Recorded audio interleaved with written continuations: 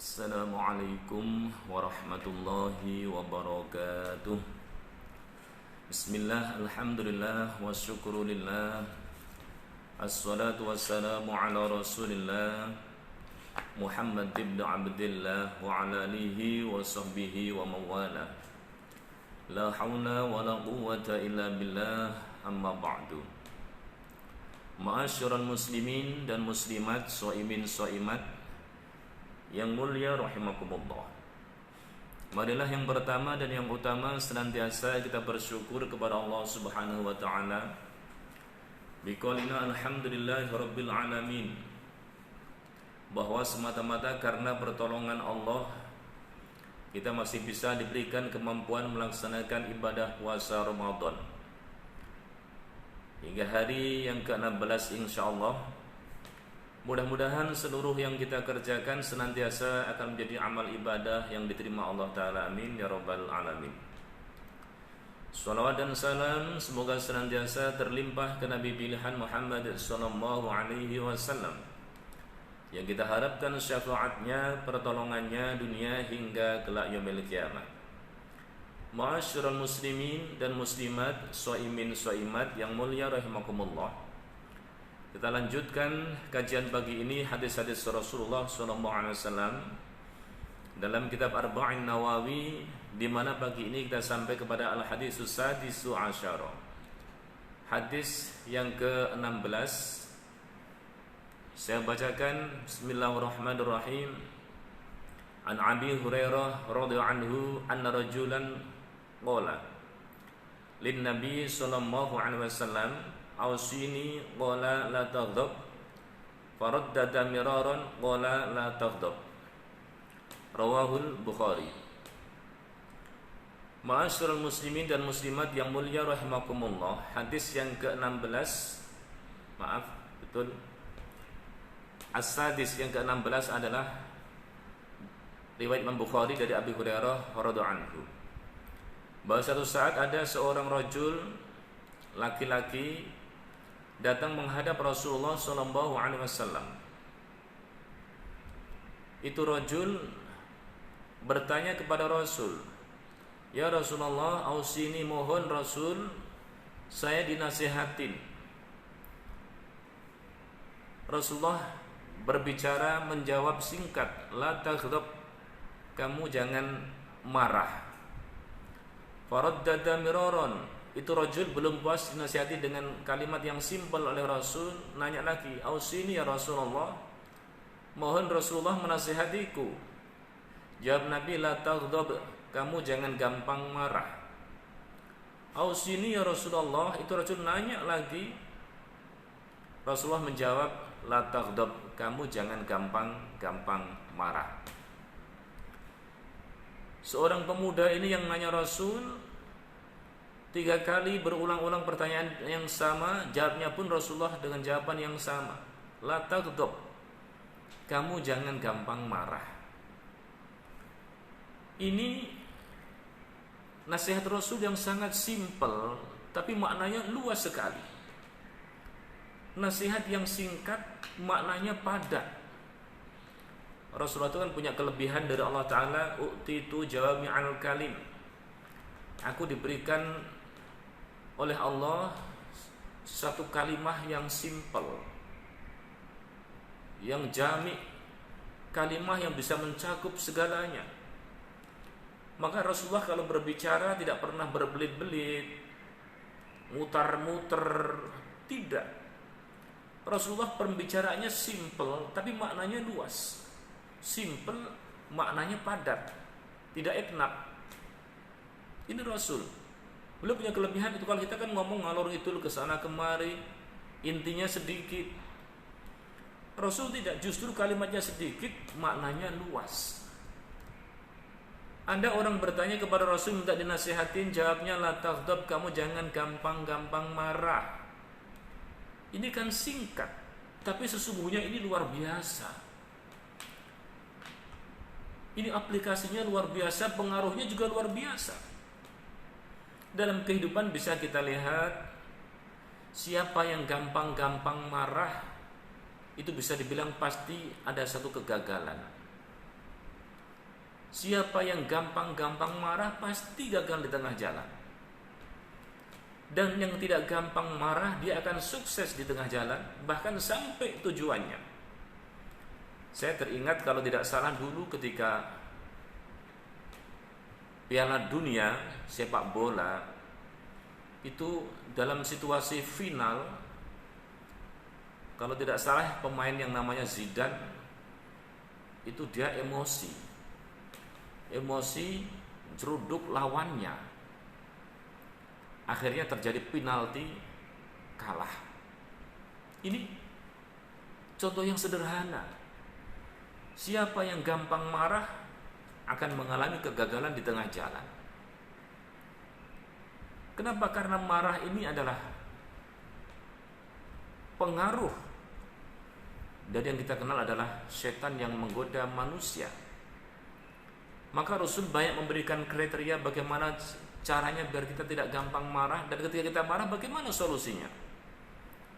Kalau kita sedang marah dalam posisi berdiri, kata Rasulullah disuruh dalam posisi duduk. Artinya merubah posisi dari yang berdiri, duduklah. Kalau posisi mana kita sedang dalam kondisi duduk, maka tiduranlah. Ini salah satu cara trik untuk mereda kemarahan kita. Di hadis lain Rasulullah mengajarkan kalau sedang marah segera ambil air wudhu. Karena marah itu dari setan, bara setan, dan air wudhu adalah penyejuknya yang akan memadamkan api setan itu. Ini kemarahan sesuatu bagian daripada akhlak yang mazmumah, akhlak yang tercela. Dan Rasulullah SAW sepanjang hidupnya tidak gampang-gampang marah. Akhlak Rasul tidak gampang marah. Anas bin Malik sendiri pun sebagai khatam beliau mengakui selama 10 tahun ikut Rasul di Madinah, tidak pernah Rasul mengatakan lima la taf'alu atau lima lam taf'al. Kenapa kamu tidak lakukan ini? Mestinya begini, Nas. Tidak. Ketika Anas bin Malik melakukan kesalahan, Rasulullah tidak pernah mengkomplainnya. Rasulullah tidak pernah memarahinya, dan ini diakui oleh Anas bin Malik. Rasul lebih mengedepankan tauhid hakiki. Tauhid hakiki itu cara meredam marah yang jitu sesungguhnya. Apa itu? La fa'ila fil haqiqah illallah. Menyadari bahwa tidak ada yang berbuat banyak dalam hakikatnya kecuali Allah. Yang berbuat banyak itu Allah pada hakikatnya. Sedangkan manusia dan yang lain itu hanya sarana saja. Ada pembantu rumah tangga mecahin piring, mecahin gelas, mecahin kompor, rusak kompor umpamanya, dimarahin oleh majikannya habis-habisan. Sebenarnya hakikatnya, ini memandang hakikatnya, sudah saatnya itu piring pecah, sudah saatnya itu gelas pecah.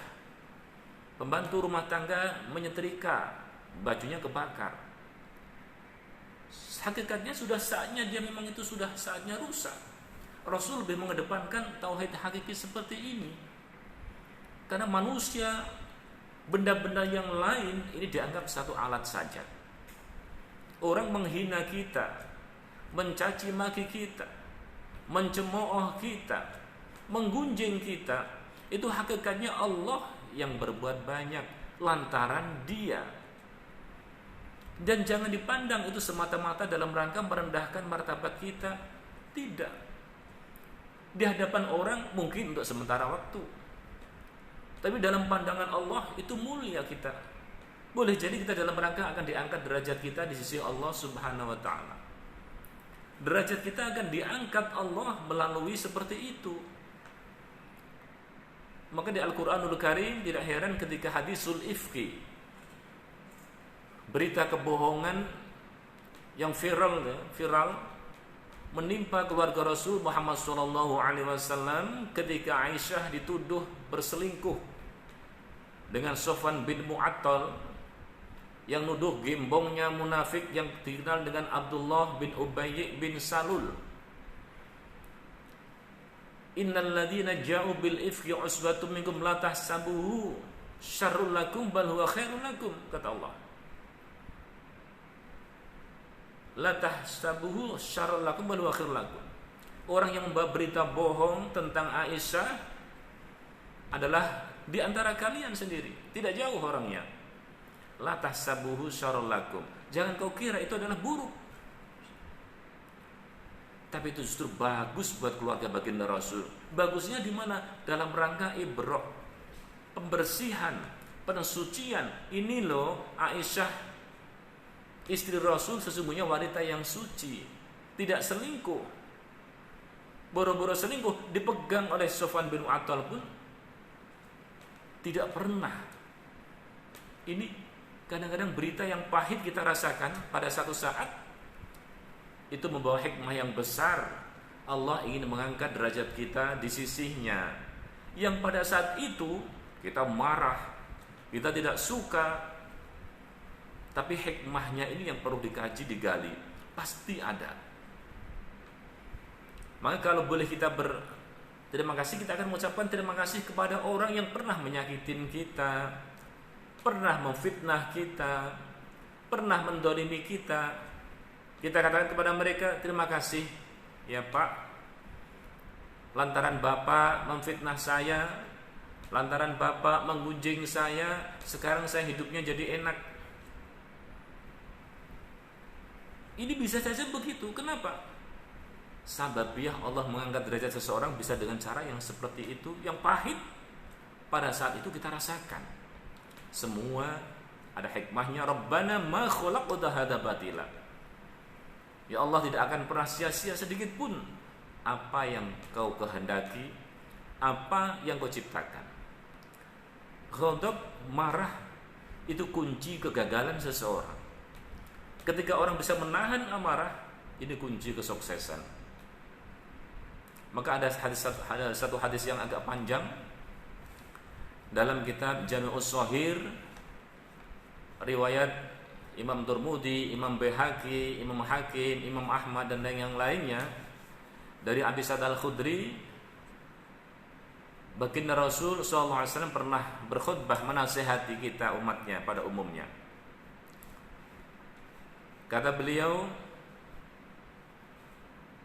amma ba'du fa inna dunya qudratun hulwanun wa inna allaha mustakhlifakum fa'anzur kaifa ta'malun fattaqud dunya wattaqun nisa fa inna awwala fitnati bani adam bani Israil kanat fin nisa. Nabi pernah berkhutbah begini, amma ba'du fa inna dunya hulwanun khadiratun hulwanun. Ketahuilah bahwa dunia ini adalah hijau ranau. Dunia ini manis, mempesona, menawan, menggiurkan, membujuk rayu kita. Ini dunia. Dunia isinya apa? Jabatan, harta, itu dunia. Kedudukan, tahta, itu dunia. Dunia sepintas memang menggoda. Jangan dikatakan perawan menawan, janda menggoda. Itu ada kaos orang jamaah sholat, kaosnya ditulisin begitu belakangnya, janda memang menggoda, perawan memang menawan. Ini makruh. Kenapa? Orang yang di belakangnya dia pasti akan melihat itu, membaca. Di tengah tasawuf terganggu khusyuknya. Dunia ini menggoda. Hijau ranu, Rasulullah menggambarkan dunia, jabatan, harta benda, kedudukan, termasuk dunia adalah pujian, sanjungan. Ini dunia.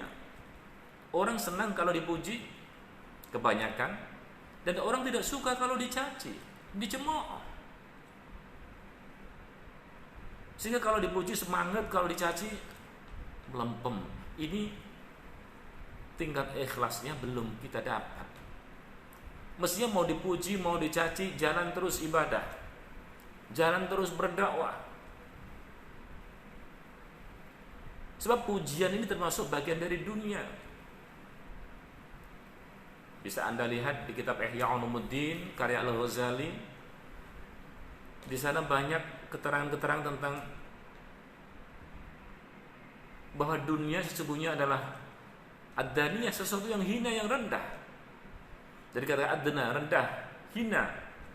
Sedangkan akhirat adalah sesuatu yang mulia, yang luhur. Wa innallaha mustakhlifakum fayanduru kaifa ta'malun. Kata Nabi, dunia itu hijau ranau, manis, menggoda, dan Allah menjadikan kalian sebagai khalifah di bumi ini.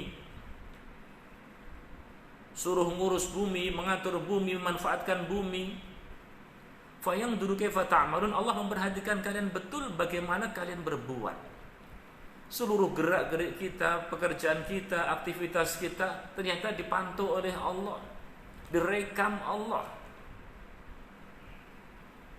Dan suatu saat nanti akan ada hari yang namanya hari pembalasan. Kata Nabi, in khairan fa khairun wa in syarran fa syarrun.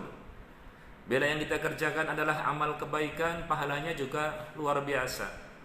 Wa in syarran fa syarrun, kalau yang kita kerjakan adalah keburukan, dosa, maksiat, maka itu pun juga ada azabnya tersendiri. Nanti ada hari perhitungan dari Allah Subhanahu wa taala. Dan ini tidak boleh kita ragukan lagi. Cuma kapan? Tunggu waktunya. Ada timingnya sendiri, telah ditentukan oleh Allah, yang kita kenal dengan yaumil qiyamah. Semua orang tidak tahu.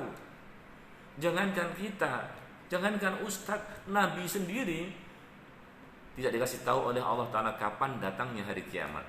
Tanggal berapa, bulan apa, tahun berapa, yang tahu hanya Allah Subhanahu wa Ta'ala. Karena itu kalau ada ramalan kiamat datang tanggal sekian, bulan sekian, tahun sekian, wajib kita tidak percaya. Yang tahu hanya Allah Subhanahu wa ta'ala. Mau lambat mau cepat adalah rahasia pribadi Allah Subhanahu wa ta'ala. Fattaqud dunya. Kata Nabi, takutlah kalian terhadap dunia. Waspadalah dengan dunia ini. Jangan sampai tergoda, tergiur, lupa dengan kehidupan akhirat. Ngejar dunia mati-matian tidak puasa Ramadan. Ngejar dunia mati-matian tidak melaksanakan sholat 5 waktu. Ini mengejar kesenangan yang sesaat, meninggalkan kebahagiaan yang abadi. Inilah orang-orang yang namanya ghurur, tertipu dia dengan glamurnya dunia, megahnya dunia, lupa bahwa walal akhiratu khairul laka minal ula.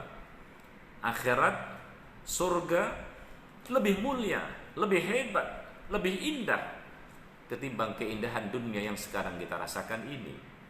Ma'asyiral muslimin dan muslimat yang mulia rahimakumullah. Fattaqun nisa, kata Nabi, takutlah kamu dengan kaum wanita. Artinya waspadalah dengan kaum wanita. Mau istri kita sendiri, mau istri orang lain, mau wanita lain, kita harus hati-hati. Kita jaga mereka, kehormatannya. Kita jangan sampai tergoda. Fa inna awwala fitnati bani Israil kanat fin nisa. Awal-awal fitnah di kaum Bani Israel dulu, kata Nabi, kalau melihat sejarah adalah dari perempuan. Perempuan itu orangnya kecil, lemah sepintas, tapi pengaruhnya luar biasa. Bagi para suami yang melakukan tindak kejahatan, mohon maaf, ada yang korupsi umpamanya, itu setidaknya ada campur tangan dari istrinya.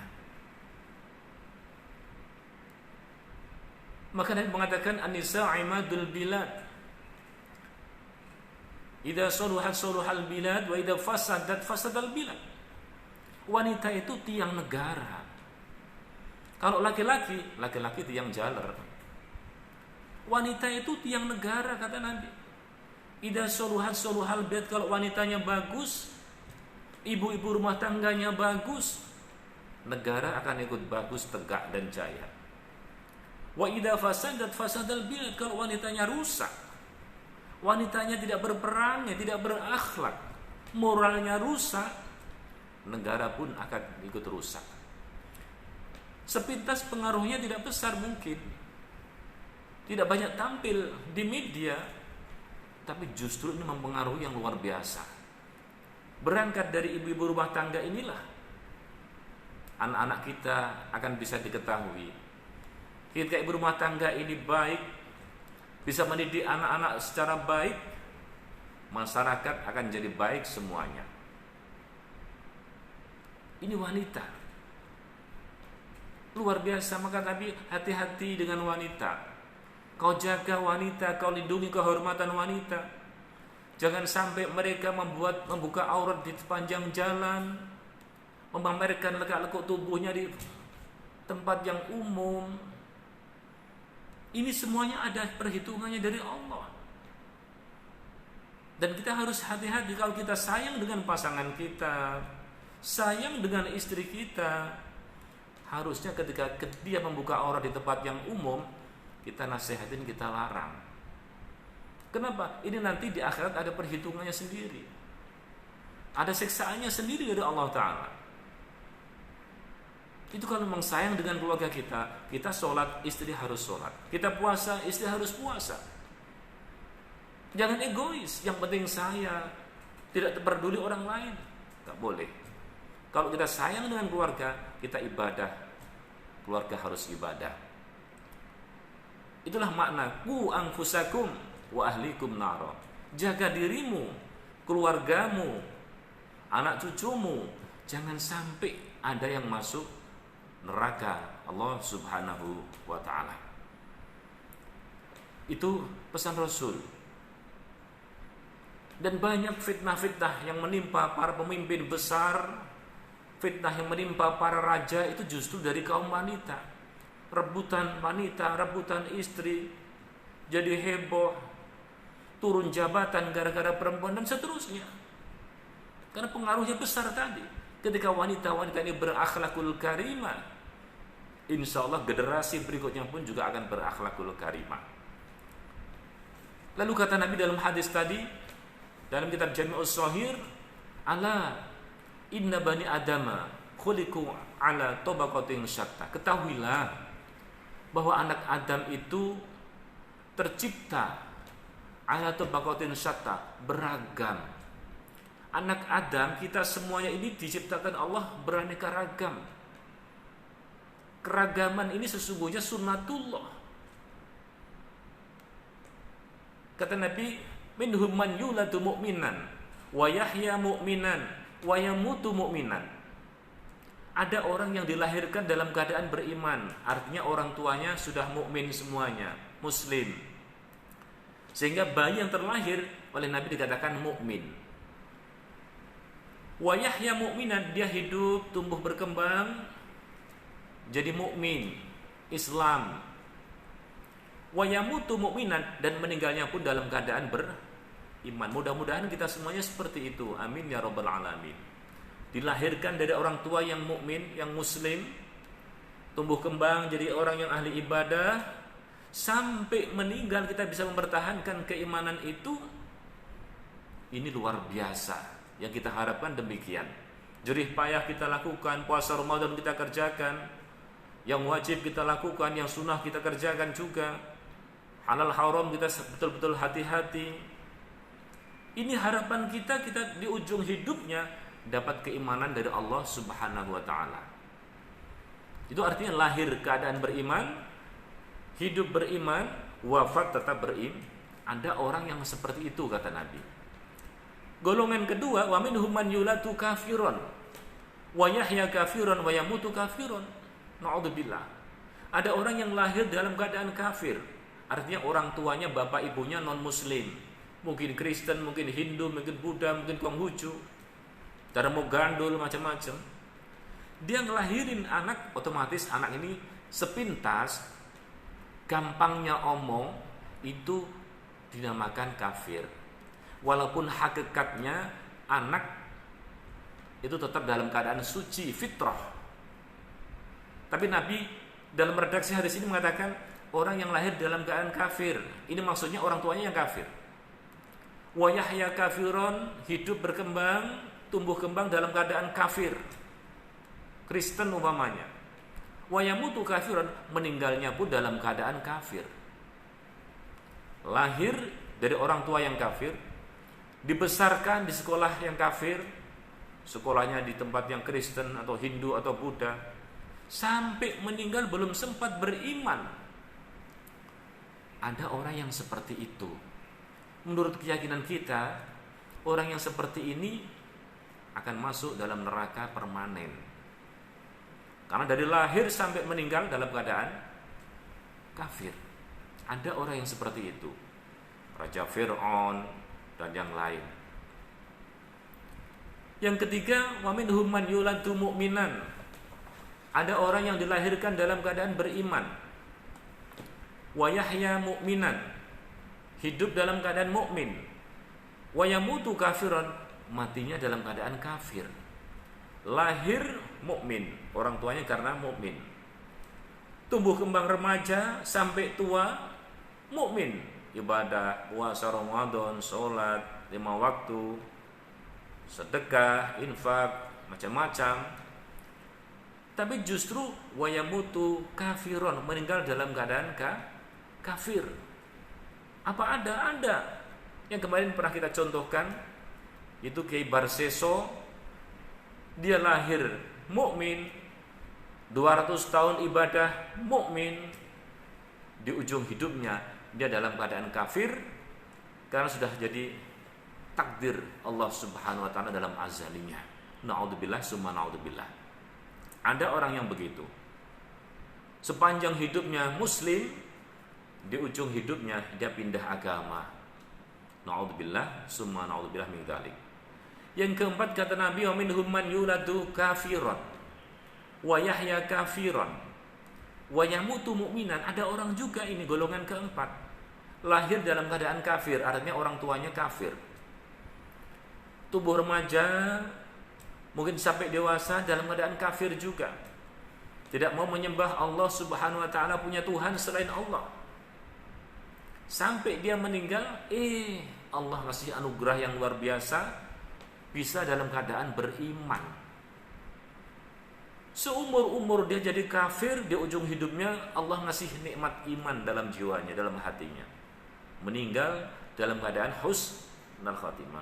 Mau meninggal 1 jam sebelum meninggal, atau mungkin setengah jam sebelum meninggal, atau 5 detik sebelum meninggal, sebab mengucapkan kalimah la ilaha illallah Muhammadur Rasulullah, atau asyhadu an la ilaha illallah wa asyhadu anna Muhammadar Rasulullah, meninggal husnul khatimah. Kalimat tauhid yang diucapkan di ujung hidupnya itu bisa menghapus dosa-dosa kekafiran. Kalimat tauhid yang diucapkan di ujung lidahnya tadi, sebelum dia menghadap Allah meninggal, bisa menghapus kesalahan-kesalahannya seumur hidupnya. Ini luar biasa. Yang kita contohkan kemarin yaitu Saharatu Fir'aun dalam Al-Quran. Tukang sihirnya Raja Fir'aun, ketika beradu kesaktian dengan Nabi Musa, mereka kalah, dimenangkan oleh Nabi Musa alaihissalam. Mereka baru amantu birabbil alamin, Rabbi Musa wa Harun. Kami beriman kepada Tuhan seru sekalian alam, yaitu Tuhannya Nabi Musa dan Tuhannya Nabi Harun. Sampai disiksa Fir'aun, dibantai Fir'aun, bahkan meninggal di depan Fir'aun, tetap mereka membela imannya, mempertahankan imannya. Ini contoh, seumur-umur kafir, di ujung hidupnya beriman, tetap akan dijamin masuk surga Allah Subhanahu wa ta'ala. Ma'asyiral hadirin, shaimin shaimat yang mulia rahimakumullah. Kemudian di hadisnya Nabi dikatakan, ala innal ghadab. Ini mahalul kalam. Jamratun tuqadu fi jawfi ibni Adam. Ketahuilah bahwa ghadab, marah-marah tadi, itu seperti bara. Bara yang dinyalakan di kerongkongan kita. Bara yang dinyalakan di dalam jiwa kita ini. Yang namanya bara itu kan panas. Ala taruna ila humrati ainaihi. Apakah Anda tidak lihat ketika ada orang marah itu kan pasti kedua matanya memerah seperti bara. Wangtifakhi audajihi, dan urat-urat nadi ini pada membengkak, pada melendung bahasa Jermannya. Fa idza wajada ahadukum syai'an min dzalik fal ardo al ardo. Kalau Anda sedang seperti itu, Kata Nabi, kalau Anda sedang marah betul, mukanya merah, urat nadinya membengkak, maka fal ardo. Anda netap di situ aja. Tadi dikatakan kalau sedang marah dalam posisi berdiri, duduk. Kalau sedang posisi duduk, tiduran. Marah dalam keadaan berdiri, ini kursi bisa terbang, botol minuman bisa melayang. Kenapa? Karena tadi tiupan setan menggoda orang, membuat orang bisa lupa diri. Benda-benda di sekitarnya bisa terbang, dan mulut kita akan ngomong seenaknya sendiri. Yang terkadang kalau setelah selesai kita marah, kita akan merasa malu, merasa salah, merasa dosa, dan seterusnya. Maka fal ardu al ardu, kalau sedang marah, pokoknya jangan tinggalkan tempat, berhenti. Kalau duduk, tiduran, ganti posisi, supaya marah kita bisa redam, bisa diminimalisir, dan tidak kita ekspresikan, kita tidak lampiaskan, mungkin kepada orang dan lain sebagainya. Ala inna khairar rijal, kata Nabi, man kana bati'ul ghadab sari'ul ridha. Ini kata Nabi, ketahuilah bahwa sebaik-baik orang itu orang yang tidak gampang marah. Tapi kalau sudah marah, gampang reda. Ini yang perlu kita contoh dan kita cari, kita berusaha. Kata Nabi, sebaik-baik orang itu orang yang tidak gampang marah. Difitnah, dikata-katain, digunjing, dicemooh, udah macam-macam. Tapi kita tidak gampang tersulut, tidak gampang terpancing. Ini orang hebat. Dan ketika kita sudah terpaksa harus marah, segera reda, segera selesai itu marah. Ini orang nomor satu paling hebat, kata Nabi. Khairur rijal man kana bati'ul ghadab sari'ur ridha. Sebaik-baik orang yang tidak gampang marah. Kalau sudah marah, gampang reda. Siapa ini? Contohnya Rasulullah Muhammad SAW. Beliau tidak pernah marah. Dan marah beliau adalah lillah. Kalau sudah hukum Allah dilanggar, peraturan Allah ditentang, beliau marah. Kalau urusan pribadi, beliau dicaci maki, dicemooh, dikatain gila, difitnah, dilempari dengan kotoran unta, dilempari batu sampai berdarah, beliau tidak pernah mempersoalkan. Urusan keluarga, urusan pribadi, dicemooh, tidak pernah marah beliau. Tapi kalau sudah larangan Allah ditentang, undang-undang Allah ditentang, beliau baru marah. Dan dalam sejarah beliau pernah marah sekali yang hebat. Ini marah karena Allah. Sababiah turunnya kunut nazilah, itu ketika para sahabat Nabi tidak kurang dari 70 yang hafid Al-Quran, penduduk Najd minta didatangkan guru ngaji.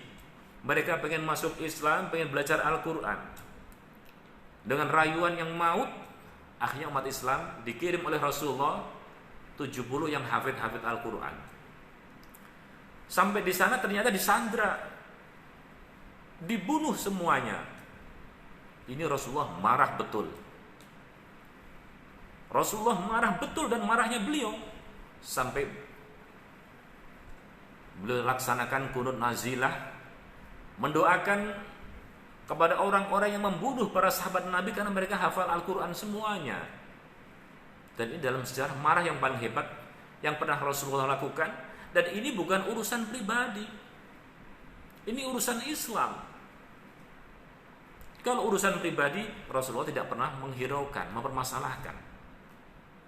Tapi kalau sudah urusan agama, urusan dakwah dihalang-halangi, ini Rasulullah yang marah. Ini namanya marah lillah, karena Allah Subhanahu. Sebaik-baik orang tidak gampang marah. Kalau sedang marah, gampang reda, seperti baginda Rasul. Sebaliknya kata Nabi, wa inna syarrar rijal, seburuk-buruk orang adalah mangkana sari'ul ghadab bati'ur ridha.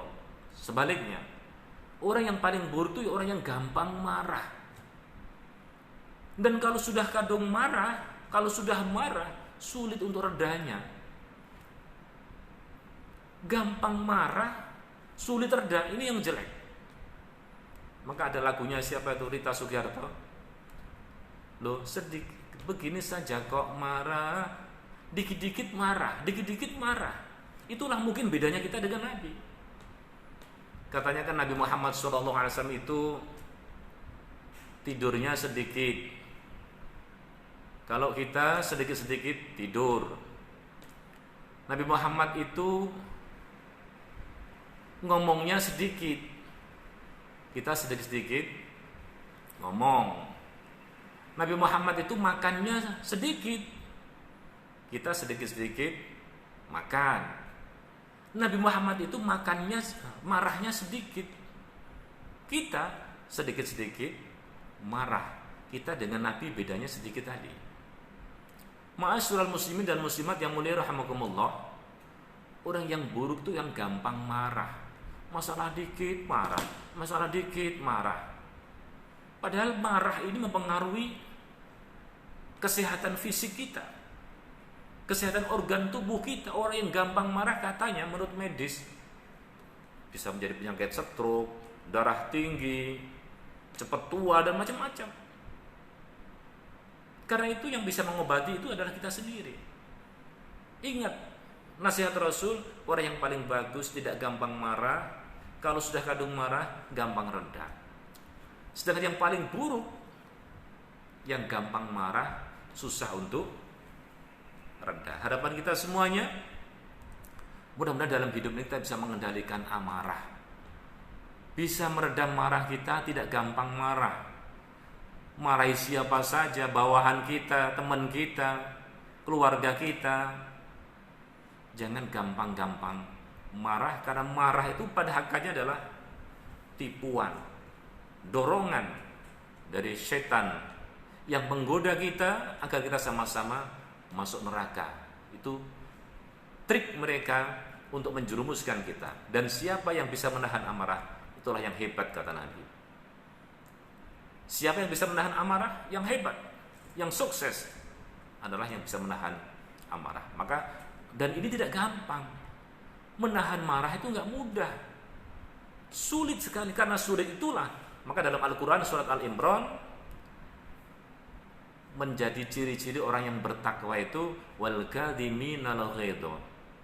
Salah satu ciri-ciri orang yang bertakwa adalah mereka-mereka yang bisa menahan amarah. Marah bisa, tapi enggak dilampiaskan, ditahan. Bahasa Jawanya diempet, enggak terekspresikan, enggak terlampiaskan. Inilah dia sudah memiliki ciri-ciri orang yang bertakwa kepada Allah Subhanahu wa taala. Demikian renungan pagi ini, hadis Rasul yang ke-16. Mudah-mudahan kita semuanya diberikan anugerah Allah taala, kemampuan Allah taala bisa menahan amarah kita, termasuk esensi dari puasa Ramadan. Ini kan sesungguhnya dalam rangka menahan hawa nafsu, merangi hawa nafsu apa saja. Nah, kalau puasa Ramadan masih marah-marahan, ini belum sukses puasanya. Sekali lagi, Allah mudah-mudahan berikan anugerah kepada kita, diberikan kemampuan kita untuk bisa menahan amarah di setiap kapan dan dimanapun saya berada. Dan marah kita bukan berarti dilarang, tapi marah yang semata-mata lillah, marah karena Allah Subhanahu wa taala, seperti akhlak-akhlak para nabi, akhlak para auliyaillah. Mereka kalau toh marah idang tuhika maharimullah, marahnya kalau larangan Allah itu ditentang, dilanggar, baru marah. Kalau marah-marah biasa, mereka bisa menahan. Dan itu hanya kekuatan dari Allah taala. Dan perbanyak kita berlindung kepada Allah, a'udzubillahi minasyaitonirrajim, supaya setan tidak menjerumuskan kita kepada lembah kemarahan. Karena marah adalah kunci kegagalan. Siapa yang bisa menahan marah adalah kunci kesuksesan dalam hidupnya.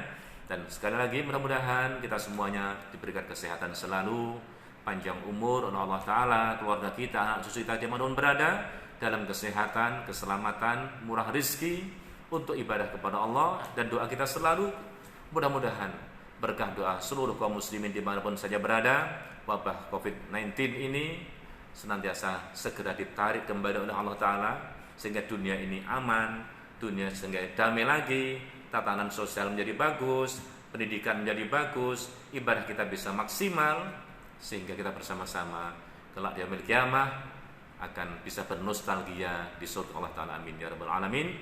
Subhanallah walhamdulillah, asyhadu an la ilaha illa anta astaghfiruka wa atubu ilaik. Al-afu minkum, wassalamualaikum warahmatullahi wabarakatuh.